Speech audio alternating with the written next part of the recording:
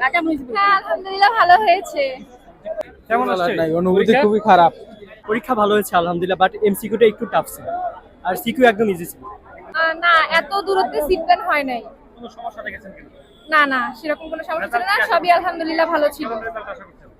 প্রশ্ন মোটামুটি বই থেকেই আসছে, গাইডের পাশাপাশি পড়ছি, সহজে হয়েছে। রেজাল্ট আশা করতেছি এ প্লাস তো থাকবেই, আরো আমরা ভালো মার্কস আশা করতেছি।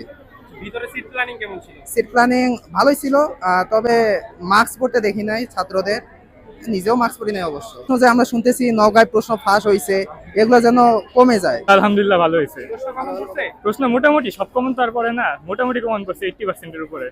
সিট প্ল্যানিং কেমন ছিল?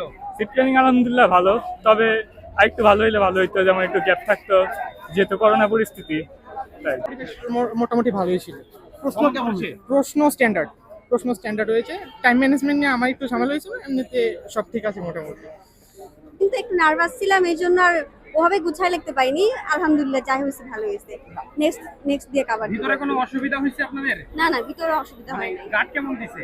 কাট দিছে, একটু করাই দিছে, তবে সমস্যা নেই, এটা মেনে নেওয়ার মতো। কারণ সিট প্ল্যানিংটা একটু উল্টাপাল্টা, কারণ হচ্ছে আমাদের ক্লাস, আমাদের যে স্কুল, সরি আমাদের যে কলেজ, আমাদের কলেজের ছেলেরা এক সারিতে, মেয়েরা মানে পাশাপাশি বসছে। আমাদের পাশে অন্য কোনো কলেজ বসে নাই, আমরা একসাথে বসছি। এটা একটু বেশি ইজি মনে হয়েছে। কোন কলেজে?